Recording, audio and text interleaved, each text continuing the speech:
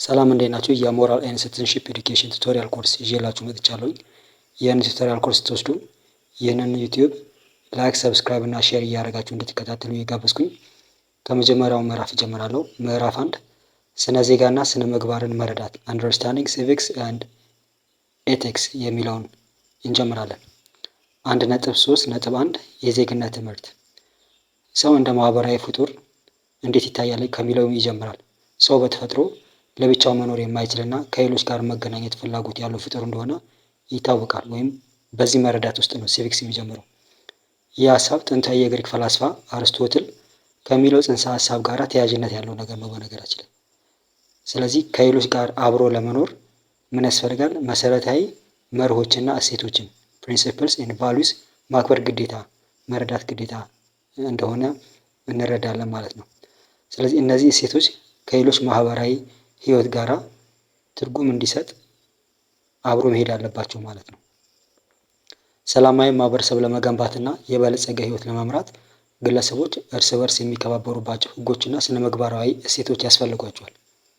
የዜግነት ትምህርት እነዚህን እሴቶች ለዜጎች ማስተማር ረገድ ወሳኝ ሚና ይጫወታል ማለት ነው።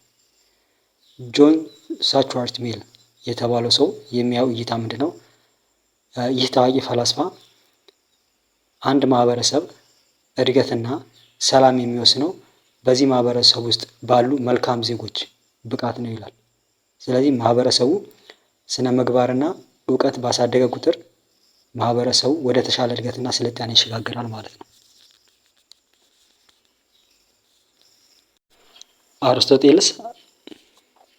አርስቶትል የአንድ ሀገር ዜጎች ሁልጊዜም ቢሆን ከሀገሪቱ ህገ መንግስት ጋር በሚስማማ መልኩ ሊሰለጥኑ እንደሚገባ ገልጿል።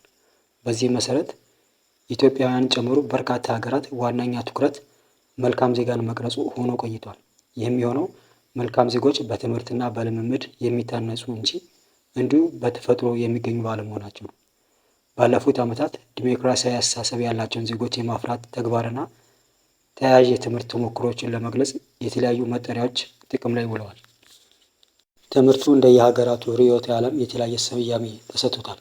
በዚህም የተነሳ የትምህርት ዘርፍ ትርጓሜው ከሀገር ይለያያል ማለት ነው።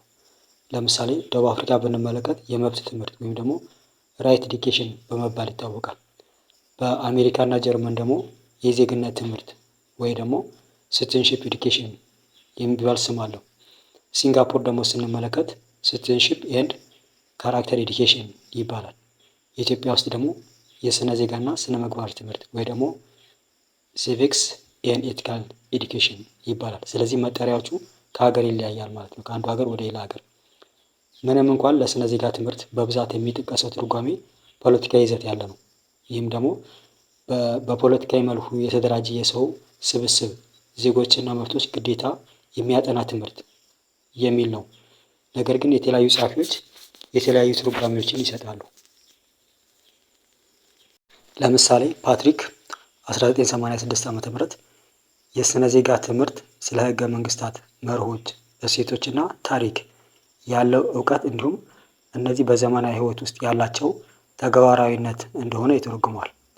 የዜግነት ትምህርት ተማሪዎች መብቶችና ግዴታዎችን ተቀብለው እንዲተገብሩ በማድረግ በዲሞክራሲያዊ ህይወት ውስጥ ንቁ ተሳትፎ እንዲኖራቸው ለማበረታታት የተነደፉ እውቀቶች፣ ዘዴዎች፣ እንቅስቃሴዎች ተደርጎ ሊወሰድ ይችላል።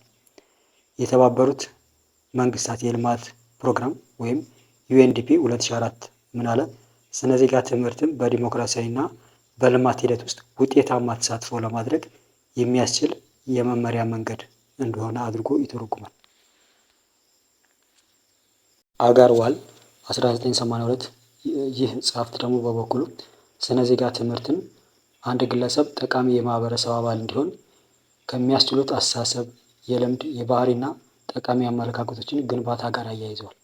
በተጨማሪም የትምህርቱ ይዘት ወጣቶች በሕይወት ዘመናቸው ሁሉ ብቁና ኃላፊነት የሚሰማቸው ዜጎች እንዲሆኑ የሚያዘጋጃቸውን ክህሎት፣ እውቀቶችና አመለካከቶች እንዲቀስሙና እንዲጠቀሙባቸው የሚያግዝ እንደ እውነቱ ከሆነ እነዚህ የተለያዩ ጽንሰ ሀሳቦችና ትርጓሜዎች በሚኒማል ውስን ወይም ደግሞ ማክሲማል ሰፊ የስነ ዜጋ ትምህርት መካከል ያለው ልዩነት ለመለየት የሚያገለግሉ ናቸው። ሚኒማል ወይም ውስን የስነ ዜጋ ትምህርት ጽንሰ ሀሳብ በይዘት ላይ ያተኮረ፣ በመምህር መሪነት የሚሰጥ፣ መላውን ክፍል በአንድ ላይ የሚያስተምርና በፈተና ላይ የተመሰረተ ምዘናን የሚከተል ነው። በአንጻሩ ማክሲማል ወይም ሰፊ የስነ ዜጋ ትምህርት ጽንሰ ሀሳብ እውቀትን፣ እሴቶችን እና ክህሎቶችን ያካተተ ሲሆን ዓላማውም ተማሪዎችን ለንቁና ኃላፊነት ላለው ተሳትፎ ማዘጋጀት ነው። ጠባብ የሆነው ሚኒማሊስት የስነ ዜጋ ትምህርት በተለየ መልኩ ሰፊው ወይም ደግሞ ማክሲማሊስት የሚባለው የትምህርት ስርዓት ከክፍል ውስጥ ትምህርት ባለፈ በትምህርት ቤት ውስጥና ከትምህርት ቤት ውጭ ባሉ ማናቸውም እንቅስቃሴዎች ላይ ያተኩራል። በተጨማሪም ይህ አይነቱ ትምህርት እጅግ በጣም በተሳታፊነት ወይም ደግሞ ኢንተራክቲቭ ላይ የተመሰረተ ሲሆን ይህም ውይይትን፣ ክርክርን እና ተማሪዎች በውጤታማነት እንዲሳተፉ የሚያስችሉ በርካታ እድሎችን መፍጠርን ያጠቃልላል። 1.3.2 የስነ ምግባር ወይም ኤቲክስ እና የሞራል ወይም ሞራሊቲ ትርጉምና ባህሪ። ስነ ምግባር ወይም ኤቲክስ የሰዎችን የሞራል እምነቶች እና ድርጊቶች ለመረዳት የሚሞክር የፍልስፍና ዘርፍ ነው። እነዚህ ሞጁሎች ኤቲክስ እና ሞራሊቲ እንዲሁም ኢቲካል እና ሞራል የሚሉትን ቃላት በተለዋዋጭነት ይጠቀማሉ። ምንም እንኳን በባህላዊ አጠቃቀም ኢቲክስ የሚለው ቃል ስለ ሰዎች ሞራል የማሰብን ሂደት የሚገልጽ ቢሆንም ስነ ምግባር ወይም የሞራል ፍልስፍና የሰው ልጆች ምን ለማድረግ እንደሚችሉ ከሚገልጹ ንድፈ ሀሳቦች ጎን ለጎን በስነ ምግባር የታነጸ መልካም ሕይወት ለመኖር ምን ማድረግ እንዳለባቸው ተገቢነትን ይመረምራል። በተጨማሪም ስነ ምግባር እንደ ታማኝነት፣ ግላዊ ነፃነት ወይም ኦቶኖሚ፣ እኩልነትና ፍትህ ያሉ የተለያዩ የስነ ምግባር እሴቶችን ትርጉምና ቅድመ ተከተል ይተነትናል። እንዲሁም የሰው ልጆች በራሳቸው ገለልተኛ ህይወትም ሆነ በማህበራዊ ትስስር ውስጥ ሲኖሩ የሚያጋጥማቸውን የስነ ምግባር አጣብቂኞች ያጤናል። ስነ ምግባር ወይም ኢቲክስ የሞራል ፍልስፍና የሰው ልጆች ምን ለማድረግ እንደሚችሉ ከሚገልጹ ንድፈ ሀሳቦች ጎን ለጎን በስነ ምግባር የታነጹ መልካም ህይወት ለመኖር ምን ማድረግ እንዳለባቸው ወይም ተገቢነትን ይመረምራል። ስነ ምግባር ከህግ፣ ከሃይማኖታዊ እምነት፣ ከህዝብ አስተያየት፣ ከሙያዊ ደንቦች፣ ከባለስልጣናት ትዕዛዞች ጋር የሚያመሳስሉት የጋራ ነጥቦች ሊኖሩት ቢችሉም ከእነዚህ ሁሉ ይልቅ ሰፊ ነው። እንዲሁም የእነዚህን ነገሮች ተገቢነት ለመመዘን የሚያስችሉ መሳሪያዎችና እሴቶችን ያቀርባል።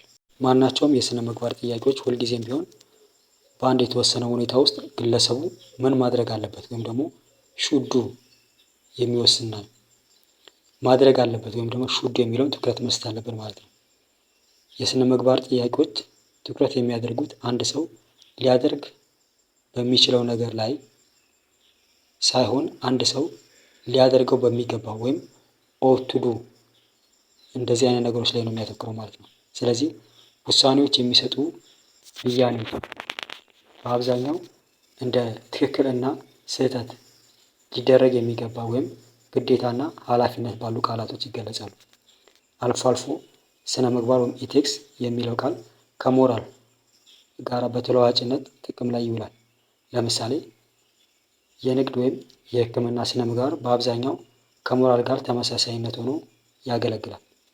ምንም እንኳን ቃላቶችን ቀላቅሎ መጠቀም ወይም አንዱን በሌላው ተክቶ መጠቀም ተቀባይነት ቢኖረውም ይበልጥ ትክክለኛ በሆነ አጠቃቀም ግን ሞራል ወይም ሞራልስ የሚለው ቃል ለድርጊቱ ወይም ለባህሪው ራሱ ሲውል፣ ስነ ምግባር ወይም ኢቲክስ ወይም ኢቲካል የሚለው ቃል ደግሞ ስለ ሞራላዊ ባህሪ ለሚያጠናው ትምህርት ዘርፍ ወይም ግለሰቡ ለሚከተለው መመሪያ ወይም ኮድ ይውላል ማለት ነው። በመሆኑም አንድ ሰው ለምሳሌ ቢደውልሎት ቤት ነኝ ብለው መናገር የተለየ ድርጊት ወይም ሞራላዊ ወይም ደግሞ ኢሞራላዊ ተብሎ ሊገለጽ ይችላል። ነገር ግን ማንኛውም ድርጊት ሞራላዊ ወይም ኢሞራላዊ ትክክል ወይም ስህተት የሚያሰኘው ምን እንደሆነ መመርመር በስነ ምግባር ወይም ደግሞ በኤቲክስ ጥናት ስር የሚወድቅ ነው ማለት ነው።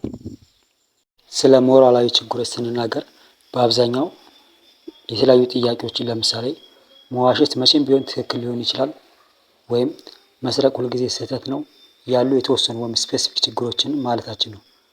በአንጻሩ የስነ ምግባር ወይም ኤቲካል ችግሮች ይበልጥ አጠቃላይና በንድፈ ሀሳብ ላይ የተመሰረቱ ናቸው። በመሆኑም እንደ መዋሸት ወይም መስረቅ ያሉ ድርጊቶች ትክክል ወይም ስህተት የሚያሰኛቸው ምንድን ነው እና አንድን አካል መልካም የሚያሰኘው ምንድን ነው የሚሉ ጥያቄዎች የስነ ምግባር ወይም ኢቲካል ችግሮች ናቸው። በአጭሩ ሞራል የሚለው ቃል አንድ ድርጊት ከሰው ልጅ ባህሪ ወይም የባህሪ መስፈርት ወይም ደንብ ጋር ያለውን የመጣጣም ደረጃ የሚያመለክት ሲሆን ስነ ምግባር ወይም ኢቲክስ ደግሞ ስለ ሴቶችና ስለ መልካምና መጥፎ የሰው ልጆች ባህሪ ምንነት የሚያጠናው የፍልስፍና ዘርፍ ነው። የሰው ልጅ ባህሪን ከግዴታና ከእሴት አንጻር በሚመለከትበት ወቅት የስነ ምግባር ወይም ኢቲክስ የተለያዩ ተያያዥ ጉዳዮችን ይመረምራል። ከእነዚህም መካከል በሁሉም ቦታና በማንኛውም ጊዜ ለሁሉም ሰዎች የሚሰራ የሞራል መስፈርት መኖሩን፣ የሞራል ኃላፊነት ትክክለኛ ምንነትን፣ አንድ ሰው በሞራል ረገድ ተጠያቂ የሚሆንባቸውን ሁኔታዎችና የሕግን ትክክለኛ ዓላማ መመርመር ይገኝበታል። የስነ ምግባር ሊቃውንት ስለ አንድ ሰው ወይም ሰው መልካም ወይም ትክክል የሚለው ቃል ሲጠቀሙ በአብዛኛው ግለሰብ ወይም ድርጊቱ የተወሰነ መስፈርትን እንደሚያሟላ ለማሳየት ነው። አንድ መልካም ሰው ወይም ድርጊት የተወሰኑ የሚፈለጉ ወይም ደስ የሚሉ ባህሪያት አሉት። የስነ ምግባር ሊቃውንት ስለዚህ መመዘኛዎችና ተፈላጊ ባህሪያት ምንነት ብዙ ጊዜ አይስማሙም። መመዘኛዎች ለማውጣትና የትኞቹ ባህሪያት ተፈላጊ እንደሆኑ ለመለየትም የተለያዩ መንገዶችን ይከተላሉ። ሆኖም ጉዳዩን በቀላሉ ለመረዳት ስነ ምግባርን በሁለት ዋና ዋና መስኮች ከፍለን ለማየት እንችላለን። እነሱም ደንባዊ ስነ ምግባር ወይም ደግሞ ኖርማቲቭ ኤቲክስ እና ኢ ደንባዊ ስነ ምግባር ወይም ደግሞ ነን ኖርማቲቭ ኤቲክስ ናቸው። ቢ ሞራል ወይም ሞራሊቲ ምንድን ነው የሚለውን እንመልከት። በእርግጥ ሞራል ውስብስብ የሆነ ጽንሰ ሀሳብ ነው። ምንም እንኳን በጣም በተደጋጋሚ ከሚጠቀሱ ቃላት አንዱ ቢሆንም ለተለያዩ ሰዎች የተለያየ ትርጉም ሊኖረው ይችላል። ሞራል በአብዛኛው ባህሎች ውስጥ በስፋት የሚሰራበት ቃል ነው። አንዳንድ ምሁራን ሞራል ምን እንደሆነ ካላወቅን ልናስተምረው አንችልም ሲሉ ይከራከራሉ። በብዙ ወሳኝ መንገዶች ሞራል ምን እንደሆነ በትክክል አናውቅም። ሆኖም ግን ሞራል እጅግ አስፈላጊና ሊጠና የሚገባው መሆኑን ልናስተምረው ይገባል። ከዚህም በላይ አሰጣጡ በጭፍን አእምሮ የመታጠብ ወይም ደግሞ ብሬን ዎሽንግ ሂደት ሳይሆን ራሱ ሞራላዊ ሊሆን ይገባል። ስለዚህ የስነ ዜጋና ስነ ምግባር ትምህርትን ለመረዳት ሞራል የሚለው ቃል መረዳት የግድ ይላል ማለት ነው። ሞራል ወይም ሞራሊቲ ከተለያዩ አመለካከቶች ሊታዩ ይችላሉ። ከቃሉ ቀጥተኛ ትርጉም ብንጀምር ሞራል የሚለው ቃል ከላቲን ሞራሊታስ የመጣ ሲሆን ትርጉሙም ጠባይ፣ ባህሪ ወይም ተገቢ የሆነ አድራጎት ማለት ነው። ከትክክልና ስህተት እንዲሁም መልካምና ክፉ ጋር የተያዙ የሰው ልጆች ድርጊቶችን ያመለክታል። ቃሉ በአንድ ማህበረሰብ ውስጥ ወይም በማህበረሰብ ውስጥ ባለ አንድ ቡድን ዘንድ ተቀባይነት ያለው የባህሪ ደንብ ወይም ኮድ ኦፍ ኮንዳክት ለመግለጽ ሊያገለግል ይችላል። በተጨማሪም ሞራል ከእሴቶች ጋር የተያያዘ ሲሆን ይህም በግል ምርጫ ልንደርስባቸው በሚገቡ ግቦች ወይም ደግሞ በአንድ ባህል፣ ሃይማኖት፣ ዓለማዊ ወይም ፍልስፍናዊ ማህበረሰብ ውስጥ በሚጋሩ እሴቶች ሊገለጽ ይችላል። ይህ ትርጓሜ ግልጽ የሚሆነው ሞራል ወይም ሞራሊቲ በዝርዝር ተቀምጦና በሌሎች ዘንድ ስምምነት ላይ ሲደረስበት ነው። ሆኖም ግን በተለይ እንደ ኢትዮጵያ ባሉ ባለብዙ ባህል ማህበረሰቦች ውስጥ ሞራል በተለያዩ ብሔረሰቦች ዘንድ ሲተረጎም ትርጉሙ አሻሚ ሊሆን ይችላል። ሞራል ለረጅም ዘመን የመነጋገሪያ ርዕስ ሆኖ ቆይቷል። እንደ ሶቅራጠስ አባባል ስለ ሞራል ጉዳዮች ስንወያይ የምንወያየው ስለ ተራ ጉዳይ ሳይሆን እንዴት መኖር እንዳለብን ነው። ሶቅራጠስ ሞራል ትንሽ ጉዳይ አይደለም በማለቱ ትክክል ነው። እንዲያውም የሞራል ፍልስፍና ወር ሞራል ፊሎዞፊ የምንለው ማለት ነው ስለ ሞራል ባህሪና ሞራል ከእኛ ምን እንደሚጠብቅ ስርዓታዊ ግንዛቤ ለማግኘት የሚደረግ ጥረት ነው። ሞራል እንደ ኢትዮጵያ ባለብዙ መልቲካልቸራል ማህበረሰቦች ውስጥ ውስብስብ ሊሆን ይችላል። የሶቅራጠስ እይታ ሞራል ማለት እንዴት መኖር እንዳለብን የሚገልጽ ሲሆን ይህ ትልቅና መሰረታዊ ጉዳይ ነው። አስፈላጊነቱን በምንመለከት በዜጎች መካከል ስምምነትና አንድነትን ወይም ሃርሞኒ ኤንድ ኢንቴግሪቲ ለማረጋገጥ ሞራል እንደ የጋራ ግብ መጋራቱ እጅግ አስፈላጊ ነው። መሰረታዊ ባህሪን ብንመለከት ሞራል ቢያንስ ግለሰቦች ድርጊታቸውን በምክንያት ወይም ደግሞ ሪዝን እንዲመረምሩና በድርጊቱ ለሚነኩ ሰዎች ሁሉ እኩል ትኩረት እንዲሰጡ ይጠይቃል። በተለምዶ የንግግር ዘይቤ ሞራል እና ስነ ምግባር እንደ አንድ አይነት ቃል ተደርገው ይወሰዳሉ። ሁለቱም ቃላቶች የሚያመለክቱት ትክክለኛ ወይም ተገቢ የሆነ ባህሪ ነው። ስነ ምግባር ወይም ኢቲክስ የሙያና የጥናት ዘርፍ ነው። ስነ ምግባር አብዛኛውን ጊዜ ከአንድ የተወሰነ የስራ መስክ ወይም ድርጅት ጋር የተያያዘ ነው። ለምሳሌ የመምህራን የስራ ምግባር ደንብ ኮድ ኦፍ ኤቲክስ። ባህሪን ስንመለከት ደግሞ ስነ ምግባር የሞራል መርሆች በንድፈ ሀሳብ ወይም ቲዮሪ ደረጃ የሚጠኑበት ስርዓት የሚይዙበት የጥናት ዘርፍ ነው ማለት ነው። ሞራል ወይም ሞራሊቲ የግል እና የማህበረሰብ እሴት ማለት ነው። ይህም ሞራል ሰፋ ያለ ትርጉም ያለው ሲሆን የአንድ ግለሰብ ማንነት ወይም የማህበረሰብን የባህሪ መመዘኛ ያመለክታል። ባህሪ ሞራል ከተግባር ወይም ፕራክሲስ ጋር የተያያዘ ነው። አንድ ሰው በህይወቱ የሚተገበራቸውና በትክክል ናቸው ብሎ የሚያስባቸው እሴቶች ስብስብ ነው ማለት ነው። ስነ ምግባር ወይም ሞራሊቲ ማለት አንድ ግለሰብ ለበጎም ይሁን ለክፉ የግል ባህሪውን በትክክል የሚመራባቸው መርሆችና እሴቶች ማለት ነው። ስነ ምግባር ምክንያታዊ የሆኑ ፍጥረታት ጉዳትን ወይም ክፉ ነገርን ለመቀነስና መልካም ለማድረግ ባህሪያቸውን የሚመሩበት መደበኛ ያልሆነ ስርዓት ነው። ይህ ስርዓት መደበኛ ባይሆኑም በስነ ምግባር ደንቦች፣ ሀሳቦች እና በጎ ምግባራት ላይ በዘመናትና በባህሎች መካከል አስደናቂ ስምምነት ወይም ደግሞ ተቀባይነት ያለው ነው። ስለ ስነ ምግባር የተለያዩ ነገሮች ቢነገሩም ስነ ምግባር እኛ ቁጥጥር ያለን እና የሰውን ህይወት ወደ ማሻሻል የሚመሩ ነገሮችን የያዘ ነው። ስነ ምግባር በማህበረሰቦች ከአንዱ ማህበረሰብ ሌላ ማህበረሰብ የተለያየ ሲሆን በህብረተሰቡ ዘንድ ተቀባይነት ላገኙ ልምዶች መጠሪያ የሚሆን አመቺ ነው ማለት ነው። የስነ ምግባር ወይም ኢቲክስ እና ሞራል ወይም ሞራሊቲ መካከል ያለው ልዩነት ምንድን ነው የሚለው እንመልከት። ስነ ምግባር ወይም ኢቲክስ የሚለው የሰዎችን ባህሪ የሚገዙ ደንቦች፣ መለኪያዎች ወይም ልምዶች ፍልስፍና ጥናት ሲሆን ይበልጥ ንድፈ ሀሳብ ወይም ቲዎሬቲካል እና አጠቃላይ ነው። ሞራሊቲ የምንለው ደግሞ ወይም ሞራል የምንለው አንድ ሰው የሚከተላቸውን የባህሪ ደንቦች ያመለክታል። ስነ ምግባር ደግሞ የሞራል ባህሪ ጥናት ወይም አንድ ሰው የሚከተላቸው ደንቦች ጥናት ነው። ስነ ምግባር በሰዎች ሊከተሏቸው የሚገቡ መለኪያዎችን፣ ልምዶችን ወይም ደንቦችን ያወጣል። የሞራል መርሆች እና የሞራል ውሳኔ አሰጣጥ ጥናት ነው። ሞራሊቲን ብንመለከት ደግሞ የሰው ልጆች ባህሪ ከተቀመጡ የባህሪ ደንቦች ጋር ተስማሚነት ያመለክታል። አንድ ተግባር ከተቀመጠው ደንብ ጋር የሚስማማ ከሆነ ሞራላዊ ይባላል፣ ካልሆነ ደግሞ ኢሞራላዊ ነው። ስነ ምግባርን ስንመለከት ለስነ ምግባራዊ ውሳኔ አሰጣጥ ተገቢ የሆኑ መለኪያዎችንና የአሰራር ሂደቶችን ማስቀመጥ ወይም ማዳበር ነው።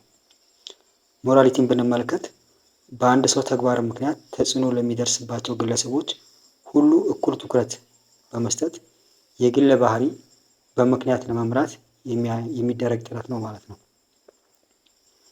ኤቲክስ ጋር ስንመለከት የግለሰቦች የሌሎች ሰዎች ወይም ድርጅቶች የደህንነትና ግዴታዎች አደጋ ላይ በሚወድቅበት ጊዜ አንድ ሰው ምን ማድረግ ይገባዋል የሚሉ የባህሪ ደንቦችና መለኪያዎች ስብስብ ነው። ሞራሊቲን ብንመለከት ሁሉንም ነገሮች ግምት ውስጥ በማስገባት አንድ ሰው ምን ማድረግ እንዳለበት ከሚለው ጋራ የተያያዘ ነው እንጂ በተወሰነ አጋጣሚ ማናቸውንም ብንሆን በትክክል ከምናደርገው ነገር ጋር ብቻ አይገናኝም።